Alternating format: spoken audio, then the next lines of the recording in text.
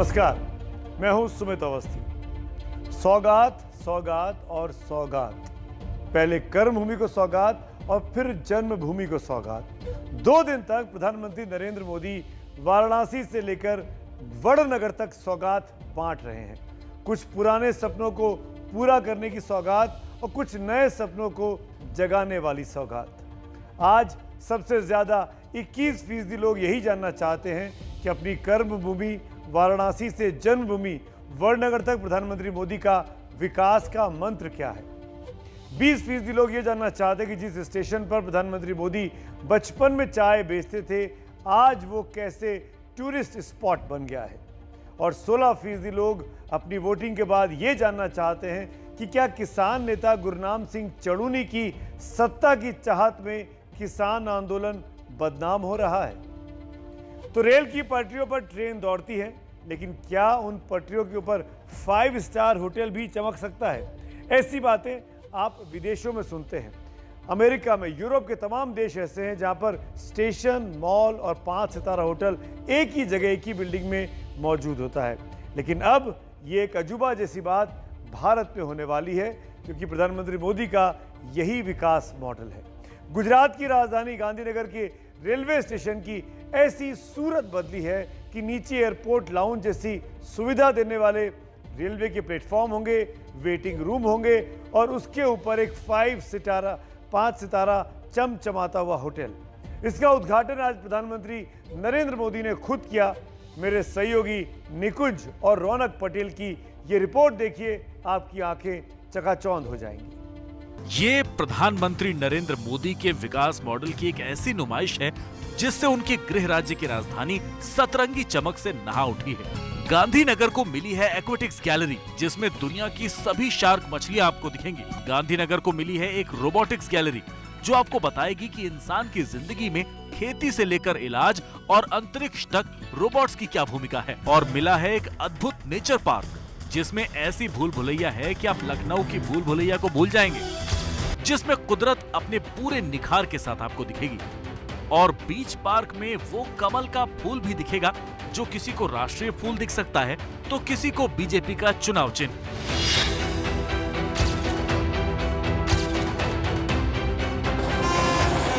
विकास का पहिया रेल की पटरी पर कुछ ऐसे दौड़ेगा कि नीचे रेलवे स्टेशन होगा, ट्रेनों के लिए प्लेटफॉर्म होंगे और ऊपर 5 सितारा होटल। बेहद आलीशान, बेहद चकाचौंध से भरा, विश्व स्तरीय सुविधाओं से लैस। प्रधानमंत्री नरेंद्र मोदी ने गांधीनगर के इस रेलवे स्टेशन का उद्घाटन किया।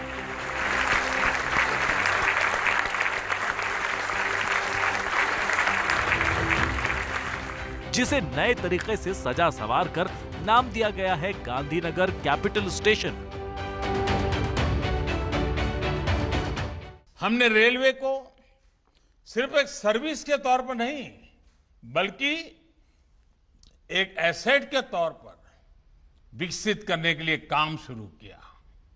आज इसके परिणाम देखने को मिल रहे हैं। प्रधानमंत्री मोदी ने नई दिल्ली से गांधीनगर के सबसे आधुनिक रेलवे स्टेशन का उद्घाटन किया। ये रेलवे स्टेशन रेलवे ट्रैक के ऊपर बने पहले 5 स्टार होटल के कारण पूरी दुनिया में सुर्खियों में है। यहाँ मुसाफिरों को एयरपोर्ट जैसी सुविधा दी जाएगी, जहां धार्मिक भावनाओं का ख्याल रखकर सबके लिए प्रार्थना हॉल बनाया गया है। वहीं अलग से बेबी फीडिंग रूम का भी इंतजाम है। यहाँ की चकाचौंध वाली लाइटिंग किसी थीम पर जलती रहेगी।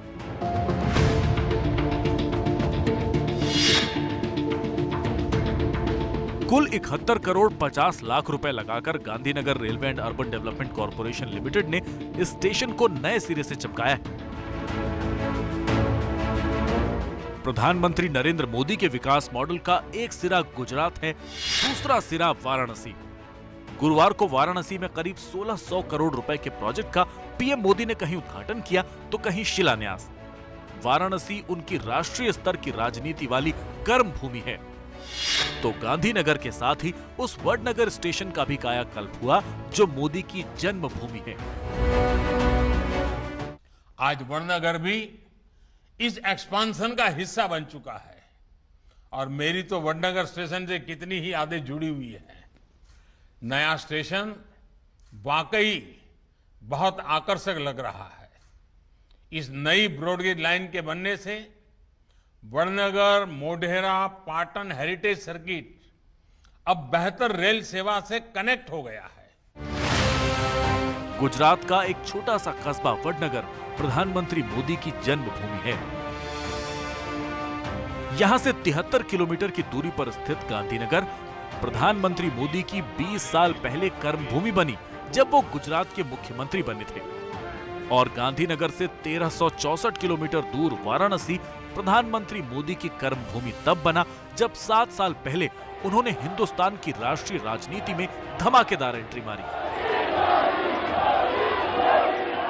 गांधीनगर से बनारस के बीच ये ट्रेन एक प्रकार से सोमनाथ की धरती को विश्वनाथ की धरती से जोड़ने का बड़ा काम है।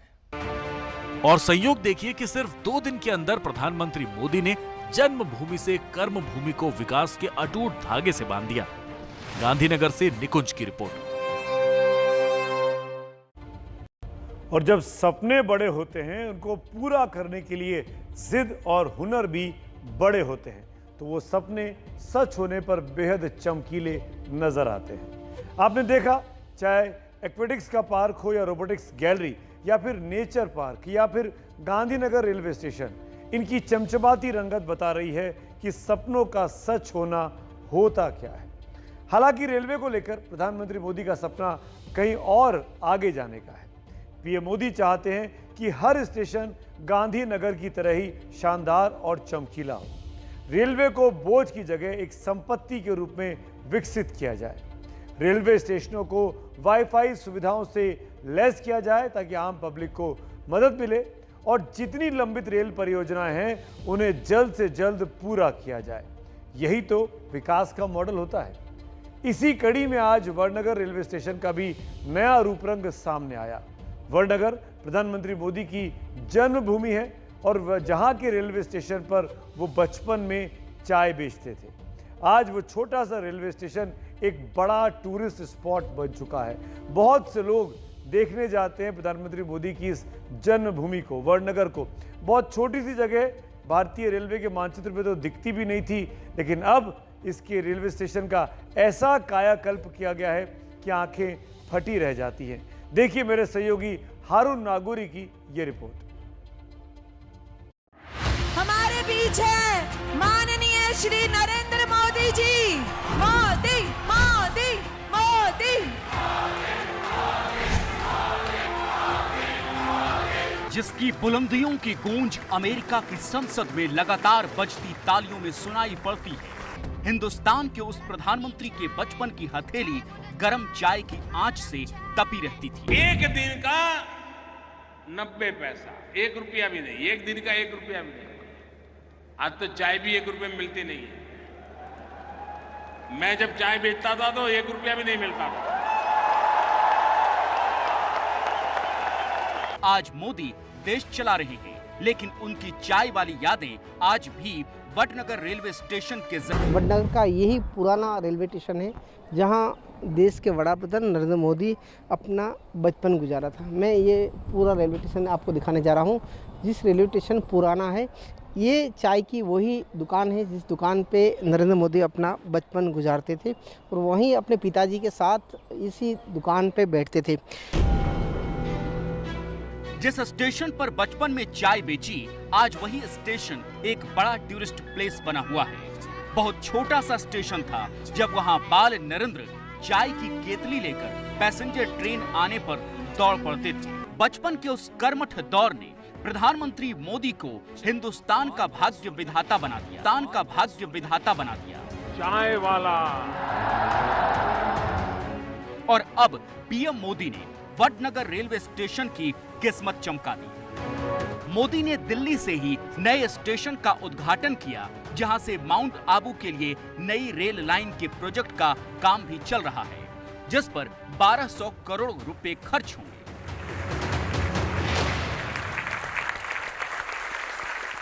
चाहे वो इंफ्रास्ट्रक्चर का मॉडर्नाइजेशन या नई आधुनिक ट्रेन हो, इस तरह के कितने ही प्रयास ट्रेनों की स्पीड को बढ़ाने के लिए किए जा रहे हैं। आने वाले दिनों में जैसे ही डेडिकेटेड फ्रेट कॉरिडोर शुरू हो जाएंगे, ट्रेनों की स्पीड और बढ़ेगी। जिस रेलवे स्टेशन पर कभी इक्का दुक्का रेल यात्री उतरते थे, उस मामूली से रेलवे स्टेशन पर आज लोग सिर्फ इसलिए आते हैं ताकि जान सकें कि मुश्किलों के माथे पर कामयाबी की मुहर कैसे लगाई जाती है। पहले करते अभी बहुत अच्छा हुआ। मोदी साहब ने जो काम किया है हमारे लिए बहुत अच्छा किया है। ये रेलवे स्टेशन पहले छोटा सा था और ये बदलाव आया, इसीलिए इससे आर्थिक फायदा बहुत होगा हमारी वडनगर की प्रजा को। पर्यटन मंत्रालय की नजर भी वडनगर पर है, इसलिए इसे हेरिटेज सर्किट का हिस्सा बनाकर इस स्टेशन की इमारत और प्रवेश द्वार को हेरिटेज लुक दिया गया है। जो मेमू ट्रेन है जो गांधीनगर से बरेठा तक जाएगी, ये एक बहुत ही ऐतिहासिक एरिया में से जाने वाली ट्रेन है, क्योंकि बीच के अंत में एक वडनगर जो बहुत ही ऐतिहासिक नगरी है, जहां माननीय प्रधानमंत्री श्री का जन्म स्थल भी है, उनकी कर्मभूमि भी है। 70 साल पहले इसी वडनगर स्टेशन पर मोदी के पिता दामोदर दास मोदी की चाय की दुकान थी। जिस वडनगर को आज लोग एक नजर देखना चाहते हैं, उसका नाता चीन से भी जुड़ता है, क्योंकि चीनी यात्री हेन सांग करीब 1500 साल पहले पीएम मोदी के उस गांव में लंबे अरसे तक रहे थे। चीन के राष्ट्रपति जब यहां आए थे, गुजरात में उनका स्वागत हुआ था। मुझे वो अपने गांव ले गए थे, सियान में, और वो पूरा समय मेरे साथ रहे थे। और उन्होंने मुझे बताया कि ह्यूआन सांग जो चीनी फिलोसोफर था, जो वडनगर में रुका था, लंबे अरसे तक उसने अध्ययन किया था, और हिंदुस्तान से जब वापस लौटा तो ह्यूआन सांग मेरे गांव में आकर के रुका था। इतिहास के पन्ने चाहे जो कहें, लेकिन आज वडनगर की पहचान प्रधानमंत्री के नाम से जुड़ चुकी है। वडनगर से हारून नागौरी की रिपोर्ट। हम सब जानते हो, शायद आप भी इस बात को महसूस करते होंगे कि इंसान को उसका बचपन सबसे ज्यादा अपनी तरफ खींचता है। प्रधानमंत्री मोदी रहते तो दिल्ली में हैं, लेकिन उनकी यादों में उनका बचपन आज भी वडनगर ही है। उसके कई किस्से भी हैं। प्रधानमंत्री मोदी ने वडनगर स्टेशन पर बचपन में चाय बेची थी, जिसमें कभी कभी पूरे दिन में भी 1 रुपए तक की कमाई नहीं हो पाती थी। दरअसल स्टेशन पर ही उनके पिता की एक चाय की दुकान थी। वो अपने पिता की मदद करते थे चाय बेचकर। उनकी पढ़ाई वडनगर के एक स्कूल में हुई और एक बार वो पास के शर्मिष्ठा झील से मगरमच्छ पकड़कर घर ले आए थे, लेकिन मां के डांटने पर वापस उसे झील में छोड़ दिया। और उनके गांव का नाता चीनी दार्शनिक और यात्री हेन सांग से जुड़ता है, जो भारत यात्रा के दौरान वडनगर में रहे थे। पिछले करीब 8 महीने से केंद्र सरकार के कृषि कानून के खिलाफ किसान आंदोलन कर रहे हैं। इस आंदोलन में किसान अपने हक की लड़ाई लड़ रहे हैं, तो कई किसान नेता अपनी राजनीति की लड़ाई। हरियाणा के किसान नेता हैं गुरनाम सिंह चड़ूनी, जिनकी तस्वीर आप मेरे पीछे देख पा रहे हैं। और अब चड़ूनी साहब ये बात कर रहे हैं कि वो चुनाव लड़ेंगे और वो अन्ना हजारे बनने की बात भी करने लगे हैं। तो दूसरे किसान नेताओं को चड़ूनी साहब की बात रास नहीं आ रही है। यानी कुल मिलाकर सत्ता की लालसा ने किसान आंदोलन में दरार पैदा कर दी है। चड़ूनी साहब की जो राजनीतिक इच्छाएं हैं, उसको बाकी किसान नेता स्वीकार नहीं कर रहे हैं। देखिए मेरे सहयोगी जगविंदर पटियाल की एक खास रिपोर्ट, जिसमें किसान आंदोलन बिखरता हुआ नजर आ रहा है। संघर्ष करो, किसान मजदूर संघर्ष कमेटी जिंदाबाद, भारतीय किसान यूनियन एकता ग्रहण जिंदाबाद। अगर आप पंजाब में कुछ बदल के दिखाते हो, अगर कुछ करके दिखाते हो, नया आप करते हो, तो सारा देश 2024 में आपके पीछे लगेगा। नहीं चलेगी। आप चाहते हैं कि चुनावी लड़ा जाए? बिल्कुल चाहता हूँ चुनाव लड़ा जाए। दुकानदार एकता जिंदाबाद, जिंदाबाद, जिंदाबाद। आज अगर ये कानून वापिस हो जाए, क्या देश का किसान सुखी हो जाएगा? किसान वेंटिलेटर में पहले से है।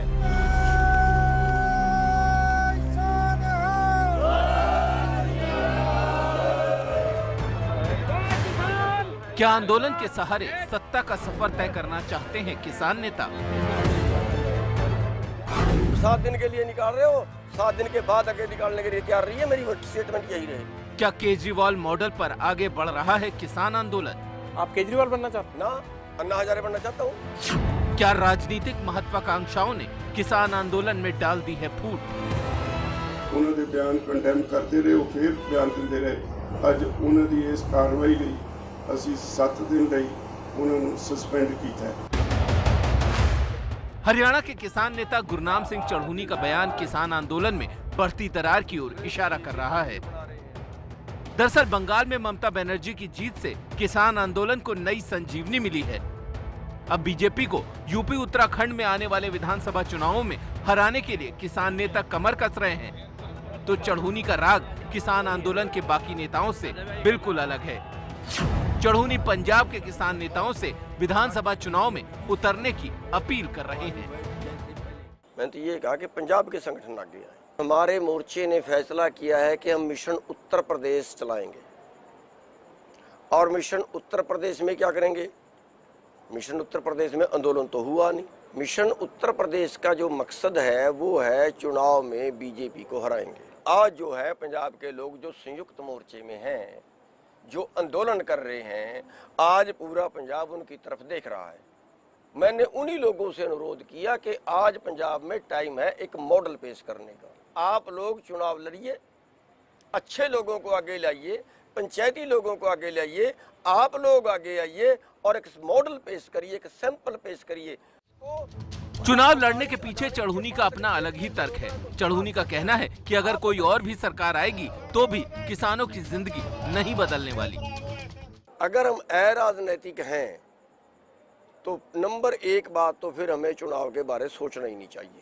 अगर हम बीजेपी को हरा दें, बिल्कुल हरा दें, कोई शक नहीं है इस बात में, लेकिन उनकी जगह पे कौन आएगा, क्या वो हमारी बात मानेगा? जो अपोजिशन है देश की, पिछले 5 जून से लेके आज तक एक स्टेटमेंट हमें दिखा दें कि किसी अपोजिशन ने ये कहा है कि अगर हमारा राज आता है तो हम आपके तीनों कानून रद्द करेंगे और एमएसपी की गारंटी देंगे। चढ़ूनी का राजनीति से लगाव आज का नहीं है। वो पहले चुनाव लड़ चुके हैं और बुरी तरह चुनाव में हारे थे, लेकिन अब माहौल अलग है। चढ़ूनी के सामने केजरीवाल का मॉडल है और वो किसान आंदोलन के जरिए उठी भावनाओं को भुनाना चाहते हैं। चढ़ूनी की मंशा सामने आई तो चढ़ूनी के बहाने किसान आंदोलन पर सवाल उठने लगे। जो बात हम कहते हैं वही उन्होंने कही है, उसमें कौन सी दो बड़ी बात है? आखिर वो ये कह रहे हैं कि पंजाब के लोगों को चुनाव लड़ना चाहिए। हम भी यही कह रहे हैं कि राजनीति है इसके पीछे, तो राजनीति से प्रेरित हो करके और वो इस अभियान को चलाए हुए, इस आंदोलन को चलाए हुए हैं। इस आंदोलन में किसानों की समस्याओं को लेकर के किसी प्रकार का कोई भी उनका सरोकार नहीं है। जब किसान आंदोलन की धार तेज करने की तैयारी किसान नेता कर रहे हैं, चढ़ूनी के बयान सारे किए धरे पर पानी फेर सकता है। इस बात का एहसास किसान संगठनों को हो गया है, तभी तो चढ़ूनी को 7 दिन के लिए निलंबित करने का कड़ा फैसला ले लिया गया। यही नहीं, राज्यपाल ने चढ़ूनी के साथ को मजबूरी तक बता दिया। हुण ये बचगाना सोच है जिहड़ा कल्ला ही एक बंदा, बाकी 32 ਦੇ 32 पंजाब ਦੇ ਜਿਹੜੇ ਨੇ ਉਹ ਇਕਮੁੱਠ ਨੇ, कोई ਇਹਦੀ सोच नाल सहमत नहीं। ਇਹਨੇ ਕਦੀ ਇਲੈਕਸ਼ਨ ਲਈ ਲੜ, ਇਹਨੂੰ ਲੱਗਦਾ ਵੀ ਪਤਾ ਨਹੀਂ ਹੁਣ ਮੈਂ ਚੀਫ ਮਿਨਿਸਟਰ ਬਣ ਜਾਊਂ। ਇਹ ਗੱਲ ਕਹਿ ਕੇ ਉਹਨੇ ਭਾਜਪਾ ਵਾਲਿਆਂ ਨੂੰ ਇੱਕ ਟੂਲ ਦੇ ਦਿੱਤਾ ਸਾਡੇ ਖਿਲਾਫ ਪ੍ਰਚਾਰ ਕਰਨ। निलंबन से चढ़ूनी नाराज हैं। उनका कहना है कि योगेंद्र यादव जैसे राजनीतिक महत्वाकांक्षा रखने वाले लोगों को निलंबित क्यों नहीं किया जा रहा। किसान नेता राकेश टिकैत भी चढ़ूनी के बयान के साथ नहीं हैं। भाई चुनाव लड़ना ना लड़ना वो एक व्यक्तिगत वो है किसी भी आदमी का। जो आदमी वोट देता है वो चुनाव लड़ भी सके।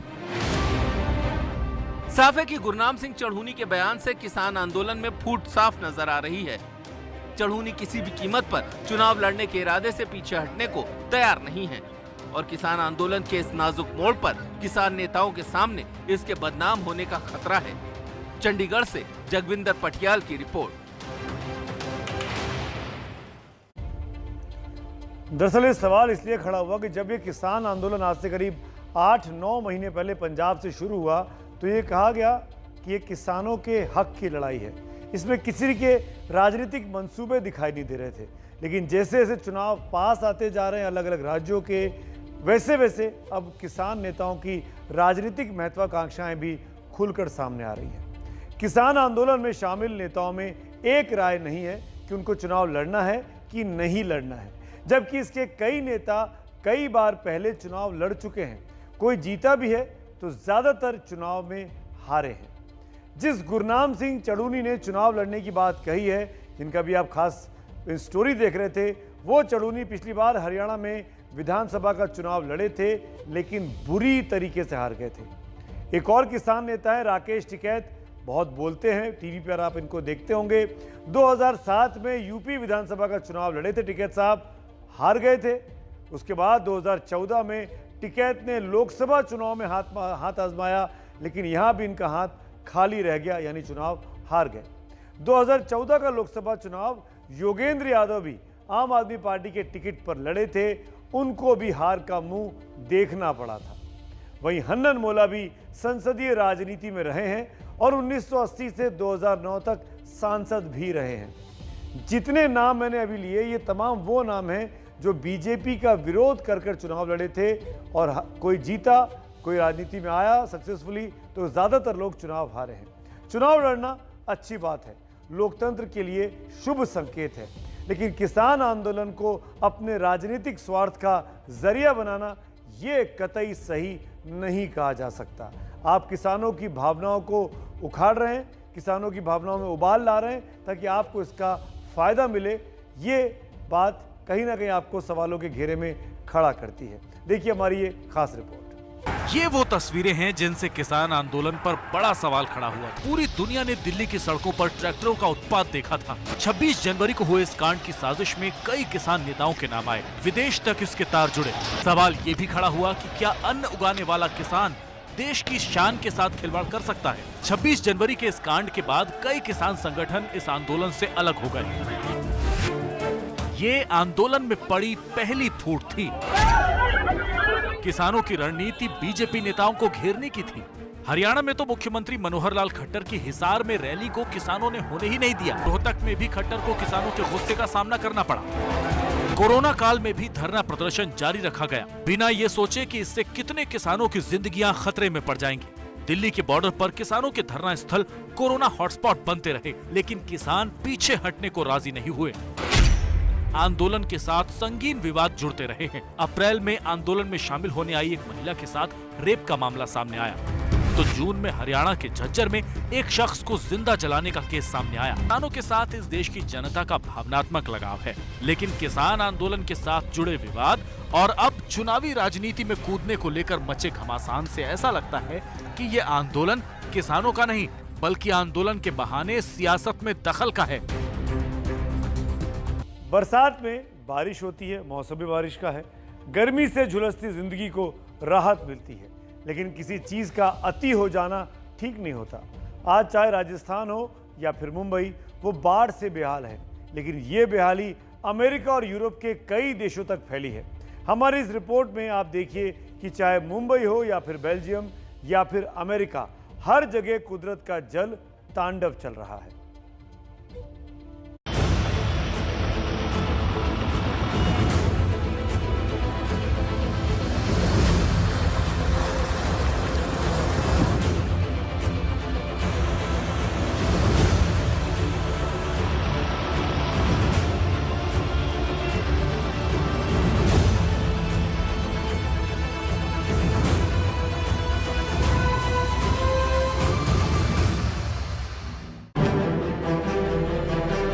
कुदरत ने कहर बरपाया तो सब बराबर हो गए। क्या मुंबई का कोई दूर दराज का इलाका और क्या यूरोप अमेरिका की चमकती समृद्धि सब पानी पानी हो गए।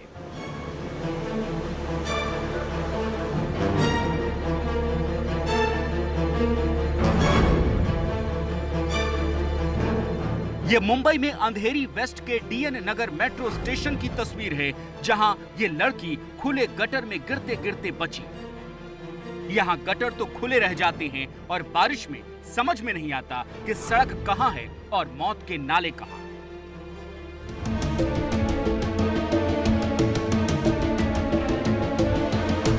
और अब मुंबई से 14,000 किलोमीटर दूर अमेरिका के एरिजोना की यह तस्वीर देखिए।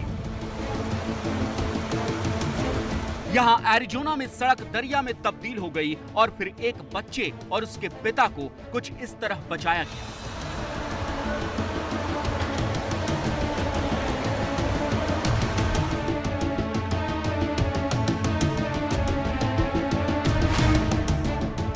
अब मुंबई के ओशिवारा के लकड़ाव मार्केट का हाल देखिए। पूरा एसवी रोड ही पानी में डूबा है। ये तस्वीर आप देखिए, ओशिवारा का ये एसवी रोड है और एसवी रोड के दाईं और बाईं तरफ यानी सड़क के दोनों छोर पर पानी भरा हुआ है और लगभग 2 से 3 किलोमीटर तक इसी प्रकार से पानी भरा हुआ है। और देखिए जनजीवन कितना ज्यादा प्रभावित हुआ है। गाड़ियां बंद पड़ी हुई हैं, वाहन पानी में फंसे हुए हैं, दुकानों में पानी जा रहा है। आप देखिए सड़क का क्या हाल है, दूर दूर तक आपकी जहां नजर जाएगी सिर्फ और सिर्फ पानी नजर आएगा।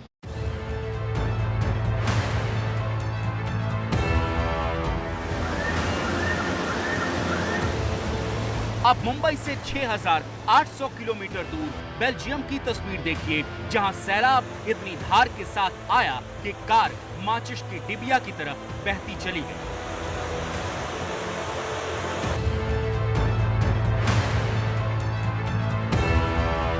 अब मुंबई के इस किंग सर्कल इलाके को देखिए, जहां सुबह की एक बारिश में चारों तरफ पानी ही पानी है, फ्लाईओवर के किनारे तक।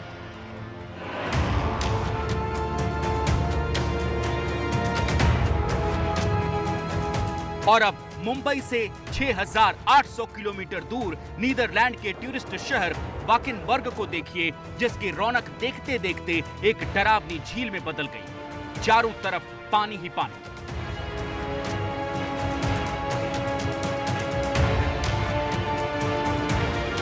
अब मुंबई के वेस्टर्न एक्सप्रेसवे की ऊंचाइयों को देखिए, जहां गाड़ियां पानी में ही चल रही हैं। आपने देखा कि एक बारिश में कैसे मुंबई डूब गई, कैसे यूरोप के कई देश त्राही त्राही करने लगे। हम सबसे पहले बताते हैं कि आखिर मुंबई क्यों एक बारिश में सरेंडर कर जाती है। मुंबई में बीते 25-30 साल में बेहिसाब और बेकाबू निर्माण कार्य हुए हैं। उस निर्माण कार्य में मलबे इतना निकले कि उनसे नालियां बंद हो गई हैं। उनकी सफाई पर प्रशासन ने ठीक से ध्यान दिया ही नहीं। साथ ही अवैध निर्माण से नदियों का अतिक्रमण हुआ है, जिससे पानी को बाहर जाने का रास्ता नहीं मिलता। मुंबई का रक्षक मैंग्रोव के जंगल है, लेकिन आपको ये जानकर दुख होगा कि 1990 से 2005 के बीच करीब 40% मैंग्रोव के जंगल खत्म कर दिए गए। इंसान ने कुदरत को खत्म करने की कोशिश की। आज कुदरत एक बारिश में इंसान को उसकी औकात दिखा देती है। देखिए मुंबई से ये खास रिपोर्ट।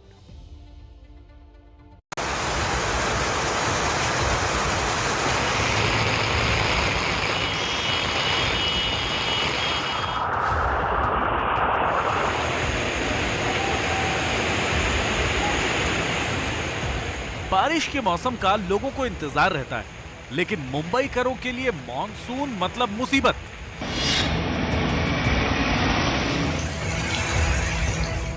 हर तरफ पानी,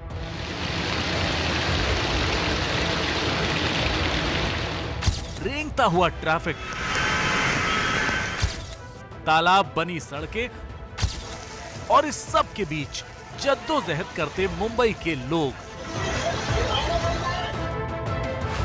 ये तस्वीरें मुंबई के लिए नई नहीं है। हर साल बारिश के मौसम में ऐसे ही जीने के आदी हो गए हैं लोग। सबको पता है कि बारिश आएगी और मुंबई डूबी डूबी नजर आएगी। आज भी यही हो रहा है। मुंबई वालों की जब नींद खुली तो आसमान से बादल बरस रहे थे और जमीन पर हर तरफ पानी ही पानी था। एबीपी संवाददाताओं की पूरी टीम ने मुंबई की इस बारिश में लोगों की मुसीबत का जायजा लिया। अभी नाला सुपारा पूर्व के अचोले रोड पे हूँ। आप देख सकते हैं ये मंजर, पूरा रास्ता जो है पानी से भरा हुआ है। बारिश जो है सुबह से यहाँ पे रिमझिम थी, लेकिन 9 बजे के बाद बारिश भारी गिरी और आप देख सकते हैं ये पूरा मंजर, यही मंजर नाला सुपारा, वसई और विरार के सकल क्षेत्र में, निचली भाग के क्षेत्र में यही दिखाई दे रहा है। देर रात से जोरदार बारिश की शुरुआत हुई है, उसके वजह से तेज बारिश की वजह से मुंबई का जो निचला इलाका है उस जगह पे जल जमाव की स्थिति हो गई। हम इस वक्त मौजूद है हिंद माता इलाके में। हिंद माता इलाका निचला इलाका होने की वजह से रास्ते पे है, रोड है जो 2 से 3 फुट पानी भरा हुआ। फिलहाल आप तस्वीरें देख सकते हैं, ये तस्वीर है कोई तालाब या समुद्र की नहीं तो मुंबई की रास्ते की तस्वीर है।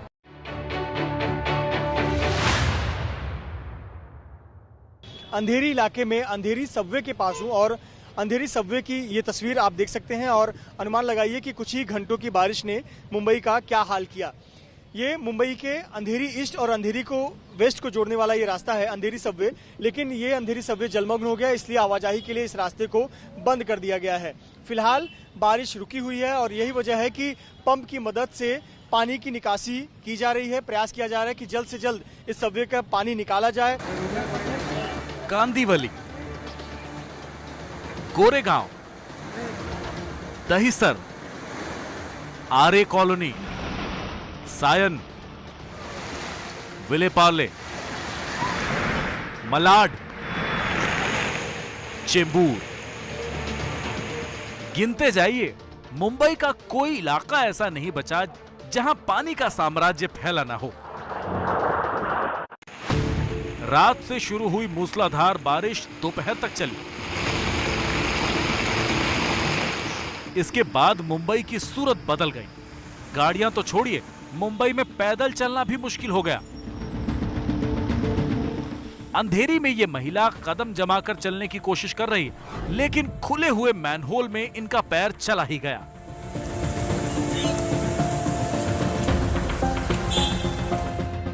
आजाद नगर इलाके की एक सड़क बदहाली की कहानी बता रही। सड़क तो बची नहीं, सिर्फ पानी है।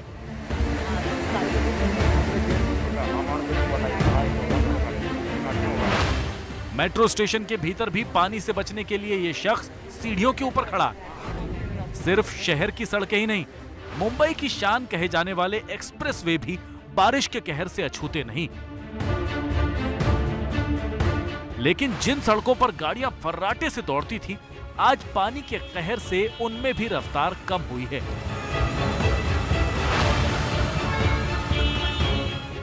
मुंबई की लाइफलाइन लोकल पर भी बारिश का असर पड़ा है। सायन रेलवे स्टेशन में ट्रैक पूरी तरह पानी में डूब गया।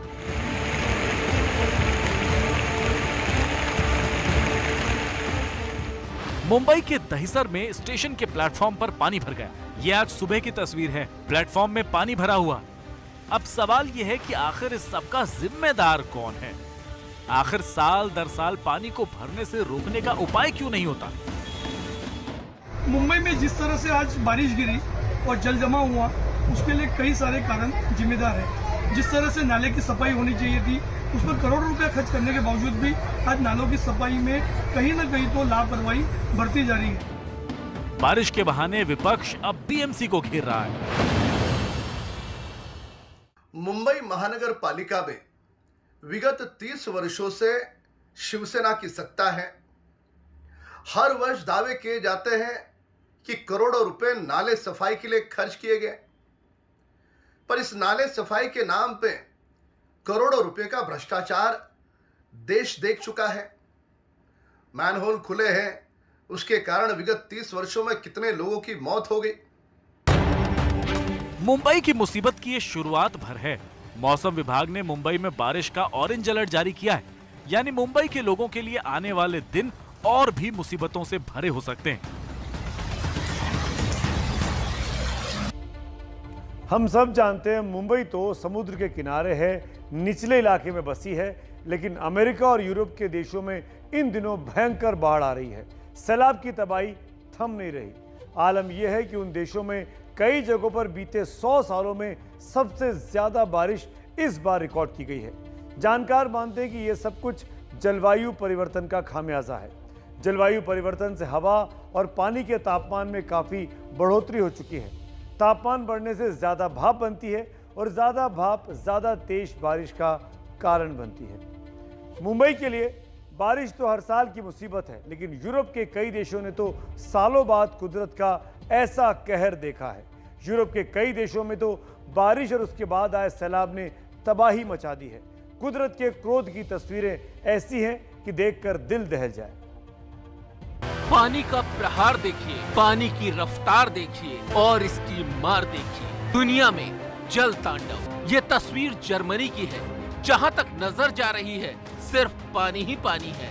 लोगों को याद नहीं कि तबाही का ऐसा मंजर उन्होंने पहले कभी देखा था। ये तस्वीर जर्मनी की है। जहां तक नजर जा रही है सिर्फ पानी ही पानी है।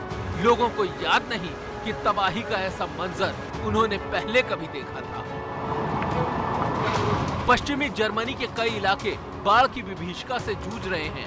सड़कों पर सिर्फ पानी ही पानी नजर आ रहा है तो घरों के अंदर तक पानी घुस गया है। बर्बादी के इस मंजर को देखकर आप बस अंदाजा ही लगा सकते हैं कि जब सैलाब का पानी तेज धार के साथ अंदर घुसा होगा तब क्या हुआ होगा। अब तो बस तबाही के निशान हर तरफ बिखरे हुए हैं। बाढ़ का सबसे ज्यादा असर जर्मनी के राइनलैंड, प्लैटिनेट और नॉर्थ राइन वेस्टफेलिया प्रांतों में है। 100 से ज्यादा लोगों की मौत जर्मनी के इन इलाकों में हो चुकी है, जबकि करोड़ों की संपत्ति का नुकसान हुआ है। फ्लैश फ्लड में दर्जनों लोगों के लापता होने की भी बात कही जा रही है। प्रभावित इलाकों में सरकार ने इमरजेंसी का ऐलान कर दिया है। इस बीच एक बड़ी खबर आ रही है, आपको बता दें कि पंजाब में कांग्रेस की कलह शांत होने का नाम नहीं ले रही है। सिद्धू को कैप्टन यानी मुखिया बनाए जाने की खबर आई, उसके बाद अब खबर ये आ रही है कि मुख्यमंत्री कैप्टन अमरिंदर सिंह ने एक नाराजगी भरी चिट्ठी कांग्रेस अध्यक्ष सोनिया गांधी को लिख दी है। जाहिर तौर पर कैप्टन अमरिंदर सिंह को ये पसंद नहीं आ रहा कि नवजोत सिंह सिद्धू को इतनी ज़्यादा अहमियत पार्टी दे रही है। आज अचानक सुबह नवजोत सिंह सिद्धू को दिल्ली बुलाया गया। वो करीब 1 घंटे से 1.5 घंटे तक उनकी मुलाकात सोनिया गांधी से हुई और माना जा रहा है कि कल पार्टी के जो प्रभारी हरीश रावत वो चंडीगढ़ जाकर औपचारिक तौर पर इसका ऐलान कर सकते हैं कि नए पीसीसी चीफ प्रदेश अध्यक्ष नवजोत सिंह सिद्धू होंगे, जिस पर अब कैप्टन अमरिंदर सिंह खफा हो गए हैं और नाराजगी भरी चिट्ठी सोनिया गांधी को लिख दी है। यानी साफ तौर पर पार्टी में दो फाड़ नजर आ रही है। पंजाब में चुनाव सर पर है और उस परिस्थिति में अगर कैप्टन और नवजोत सिद्धू ऐसे ही आमने सामने तलवार भांजे खड़े रहे तो तय मानिए कि पंजाब में सत्तारूढ़ कांग्रेस का हाल और ज्यादा बुरा हो सकता है।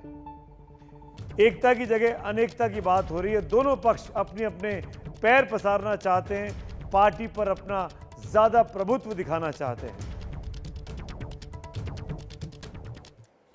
और इतना ही नहीं, इसके अलावा एक और चीज़ बहुत ज़रूरी है इस वक्त के लिए और वो है मास्क पहनना, क्योंकि कोरोना को मात देना है और कोरोना को मात आप तभी दे सकते हैं जब आप मास्क पहन कर रखिए। इसीलिए एबीपी न्यूज़ ने #MaskUpIndia नाम की मुहिम चलाई हुई है। बहुत छोटा सा मकसद है कि हम हर हिंदुस्तानी के दिल में, दिमाग में वो जज्बा पैदा कर सकें जिसके ज़रिए वो मास्क पहनने की अहमियत को समझे, क्योंकि कोरोना से अगर बचना है, तीसरी लहर को अगर रोकना है तो 2 काम बहुत ज़रूरी हैं। एक तो मास्क पहनकर रखिए और दूसरा टीका ज़रूर लगवाइए और इसी के बाद आप किसी भी तरह की चीज़ से बच सकते हैं। ट्वीट किया और वो शब्द है याद। इस पर पल्लवी कश्यप ने पोस्ट किया है, इतना ना करो याद की हिचकियाँ रुक ही ना पाएँ, जल्दी मिलेंगे तुमसे पर ये कोरोना तो जाए। सबका यही हाल है। संगीता यादव ने पोस्ट किया है, भूलना नहीं चाहते हैं तुझे इसीलिए अब लिखने लगे हैं। माँ ठीक कहती है, लिखने से याद देर तक याद रहती है। विज्ञान मानता है याद का सीधा संबंध आपके दिमाग से है, लेकिन इंसान मानता है कि याद दिल से जुड़ी है। जिस बात को आप दिल से लगा लेते हैं उससे भुला नहीं पाते। उसकी याद आपके जीने का सबसे बड़ा संबल होती है। यादों की अहमियत किसी के दूर जाने के बाद पता चलती है, तभी तो कहते हैं कि कुछ ऐसा कर जाओ जो यादगार हो जाए और रिश्ते ऐसे निभाओ जिसकी खट्टी मीठी यादें दूरियों का फर्क मिटा दे।